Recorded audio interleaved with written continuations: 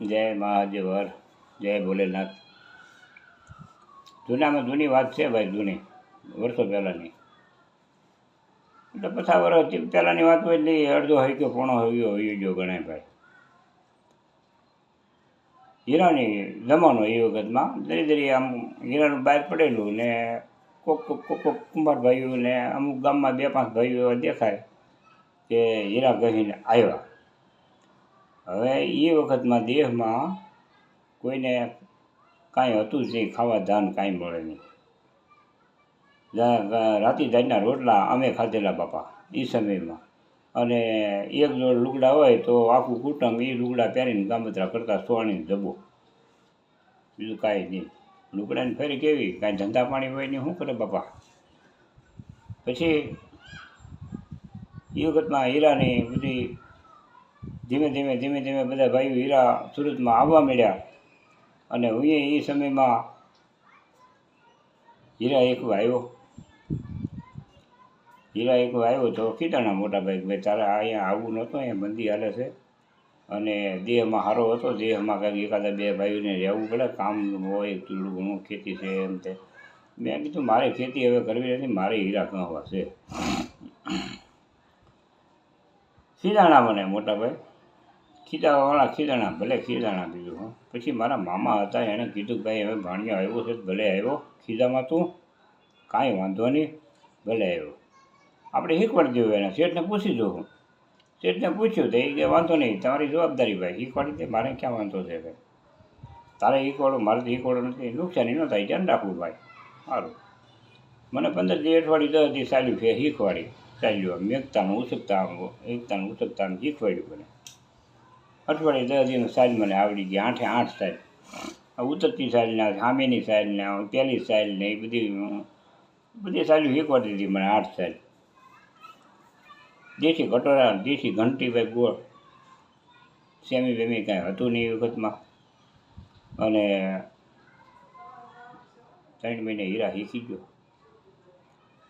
તો જો, પણ વચ્ચે તકલીફ બહુ પડી શીખવામાં. હીરો ખરે તો મારઝૂડ કરતા, શીખાવને મારતા. મારી ઘંટીએ 2 શીખાવે તેને મારી બેચારાને બહુ મારતા, પટ્ટે મારતા. હીરામાં ધાર ખરી ગઈ હોય, ગાબડું નીકળી ગયું હોય, ટીક ખરી ગઈ હોય, હીરો જીરમ પડી ગયો હોય, મારતા બહુ. મારવામાં કાંઈ ઘટે નહીં એટલે મારતા, હોજ વળી જતા. પછી એમાં એરિયા પ્રમાણે રજા રહે, એરિયા પ્રમાણે રવિવારે રહે એવું નહીં ભાઈ એ વખતમાં, એરિયા પ્રમાણે. અને લાઇટે વહી જતી એ વખતમાં, એરિયા પ્રમાણે રહેતું. અને હવે તો બધું રવિવાર એટલે રવિવાર, હવે લાઇટ જાતી જ નથી. પહેલાં લાઇટ દેશની જેમ અહીં સુરતમાં વહી જતી એરિયા પ્રમાણે. પછી હવે એ ભાઈને ગરમ હીરો અડાડી દીધો અને ઊભો થઈને ઠેકડો માર્યો. એ ભાઈને મનને એમ કહ્યું કે હવે મારે હીરો શીખવો નથી. કોઈને મંગળવારે, બુધવારે, ગુરુવારે, શુક્રવારે, શનિવારે, રવિવારે એમ બધી રજાઓ નાખા ઇલાકા પ્રમાણે રજાઓ રહે. અને એ ભાઈને રજા ગુરુવારની હતી અને શુક્રવારે સવારમાં લુંગી હાથમાં લઈને આવ્યા રેલવે સ્ટેશને ઉધના રહેતા. ઉધના સ્ટેશન રોડ નંબર 2 ઉપર રહેતા, રૂમ પતરાની, એમાં જમતા 4-5 જણા અગાવલાની રૂમમાં. હું એક તો નહીં ભાઈ શીખતા. હવે એ ભાઈ રેલવે સ્ટેશન પાસેથી થોડુંક જ થાય, અડધો કિલોમીટર. તો એ લુંગી ભૂલી ગયો મોટો ભાઈ. તો મોટા ભાઈ નાના ભાઈને કીધું, એ શીખતો હતો એને, તું લુંગી લઈએ જા. અને કાલ રજા કી છે, વાહો ફાડી નાખી દો, હીરો બીરો તૂટ્યો કાયદો બગાડ્યો હતો. અને લુંગી લેવાઈ ગયો ઘેરે.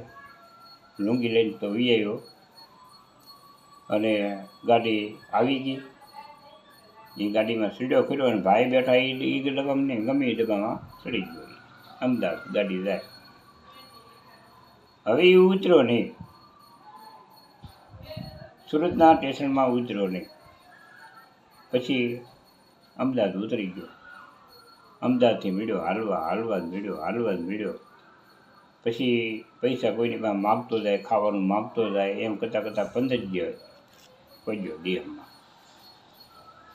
15 દિવસ દેહમાં પહોંચ્યો. અને પછી ટપાલ સિવાય કોઈ વ્યવહાર હતો નહીં. મોબાઈલ બબાઈલ કાંઈ હતું નહીં. મોબાઈલ તો કાલે નીકળ્યા ને મોબાઈલની કેવું કોઈને ખબર નથી. ખાલી ટેલિવિઝન હતું એક સારા ઘરે એકાદું ફોન હોય વાયરવાળો આમ કે ત્યાં જાતા કોક કરવા ને કોક જાતું નથી જાતા જ નહીં કોઈ. સરપંચની ઘરે એકની ઘરે એ ટેલિવિઝન કહેતા ફોન છે. પછી એ ટપાલ આવી ગઈ ભાઈ છોકરાને ગોતતા નહીં. છોકરો ઘેરે પગી ગયો છે. 20 દિવસ ટપાલ સુરતમાં આવી કંઈ ભાઈ દિયામાં પગી ગયો છે ને તું ગોતતો નહીં. હવે એ ભાઈ હીરા ન હોય કે હજી ગામમાં બરફ વેસે છે ભાઈ. રાવલ દેવ છે જોગી બરફ વેસે હજી ગોળા વેસે. અને એના બાઇકમાં નહીં હીરા એ વખતમાં બહુ સમય સારો હતો. શીખી ગયો તો સારું હતું પણ એને મગજમાં એવું બેસી ગયું મને નહીં આવડે મને મારશે. ગયો શું આવ્યો.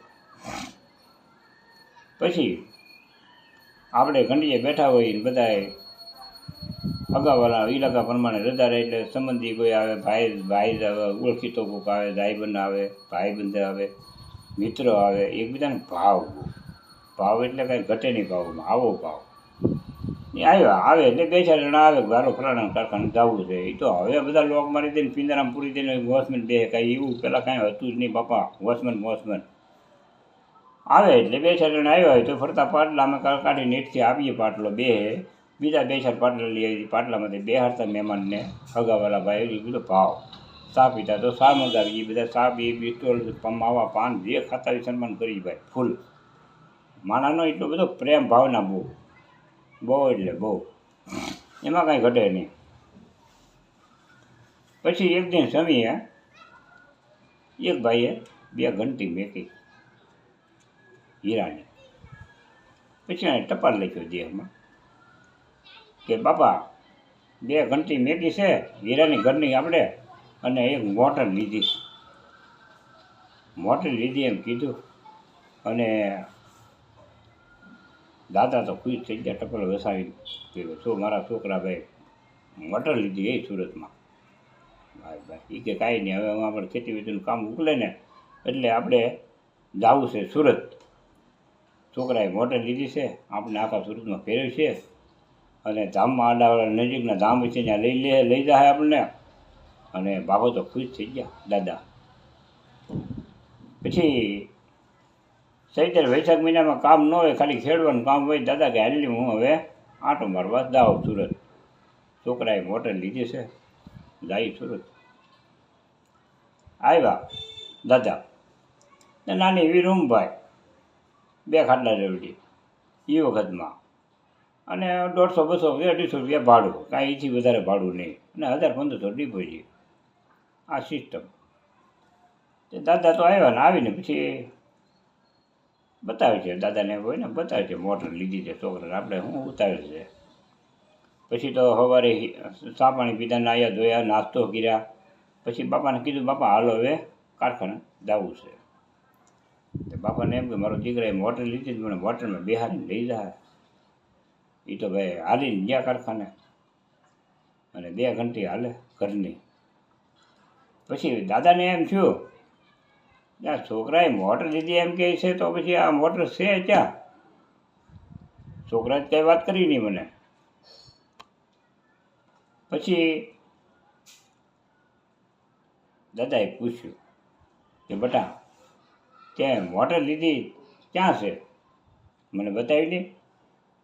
તે છોકરાએ કીધું કે બાપા આ 2 ઘંટી લીધી આપણે મેકીને આ વચ્ચે જો મોટર છે આ મોટર લીધી અમે. અરે રે મને એમ કે મારા દીકરાએ મોટર ઓલી લીધી રોડમાંથી હાલે એ તક નહીં બાપા એ મોટર નહીં કે આ મોટર ઘંટીની લીધી અમે. 2 ઘંટી ચાલે એક મોટર માથે 2 ઘંટી હાલે આમાં પટ્ટા હોય એમ લાંબી ઘંટી ગોળ ઘંટી અને 8 જણા બે 1 ઘંટીએ 4 જણા બે એટલે 8 જણા બે 2 ઘંટીએ અને લાંબા પટ્ટા અને પાણી મોટર આવે તો એમાં 2 મોટર ખેંચે.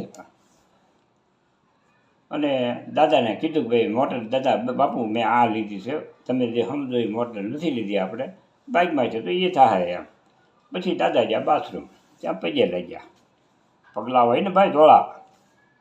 આ દેહના ગઢિયા પહેલાંના ભોળા. એ વખતમાં કાંઈ હતું નહીં જંગલમાં સંડાસ જતા. ગઢિયા ભોળા હાવ એટલે હાવ એમ કાંઈ ઘટે નહીં એમાં. પછી આમ નમસ્કાર કર્યો તે બાપા રહેવા જો બાપા. એ કે કેમ? એ કે બાપા આ શરણ પગલાં નથી, આ સંડાસમાં આવા પગલાં હોય. એ કે એવું છે? એ કે હા, આવા ભોળાભાઈ દેશના પહેલાંના માણસો હતા. કોઈ જાજી લાંબી ગતાગમ હતી નહીં, અને બહુ ભણેલા ગણેલા હોશિયાર નહીં, અને માઇન્ડ કરીને આજુબાજુના ગામડા મોવા જેવા ગામ સિટી હોય ને ભાઈ, એ ગામ સુધી માઇન્ડ ભાડ્યું હોય. બાકી જાય જ્યાં નહોતા ગઢિયા હોય, ઘોડા ને ગધેડા જતું કાંઈ હતું જ નહીં વાહન. એ સિટીમાં આવું બધું હતું. અને આવું બધું ઘોડા ગઢિયા, લાંબી ગાય બહુ ખબર હોય નહીં. અને હવે બધા સુરતમાં તો અત્યારે તો ક્યાંય પહોંચ્યું ભાઈ, અત્યારે તો ક્યાં કાંઈ વાત જ છે કાંઈ શીખી. અને પહેલાં તો એમ કહેતા કે ભાઈ છોકરો શું કામ કરે છે? મારે હીરા ગયા તો મારા દીકરી જેવી તમારા છોકરાને કેટલું કામ કરે. એ કે મારો છોકરો 10-12 12 પેર કાપી નાખે છે, 3-4 હજાર 3500 કામ કરે. એ વખતમાં 3,3500 રૂપિયા એટલે બહુ મોટા લાગે. 3 મહિના બેઠા ખાય ને તો ખૂટે નહીં એવડા 3500 રૂપિયા લાગે. અત્યારે 50,000 હોય ને તો મહિનામાં ખતમ થઈ જાય. 50,000 હા 2-5 જણા 7-8 જણા હોય ને ઘરમાં, 50,000થી હેઠું ન હાલે. 50,000 જોવે. 30 રૂમ હાલે સુરતમાં, ઘર હાલે. નાના છોકરા આવે, દવાખાનું આવે, બીજું આવે, ત્રીજું આવે, મારી પાસે દૂધ જોવે, છોકરાને ખોવાના જોવે, અને ભણતા હોય તો એની ફી ભરવાની હોય. ભાઈ બહુ મોટું મુશ્કેલ છે સુરતમાં. એ તો કમાણી સારી હોય તો વાંધો નહીં. અત્યારે સારું જ છે, કાંઈ વાંધો નથી સુરતમાં, ખૂબ સારું છે. હીરાભાઈ સારું છે, અને કાપડમાંય છે. એની દીકરીઓ ઘેરે બેઠા કામ કરે. અત્યારે તો હવે તો ઓનલાઈન નીકળ્યો હોય, અનેક ધંધા નીકળ્યા. ભાઈ સારું છે, ખૂબ સારું છે સુરતમાં. હવે મારો આ વિડીયો ગમ્યો હોય તો બાપા લાઈક કરજો, સબસ્ક્રાઈબ કરતા ભૂલતા નહીં. જય મહાદેવ, જય ભોલેનાથ, મહાદેવ હર, જય ભોલેનાથ, જય મહાદેવ હર હર.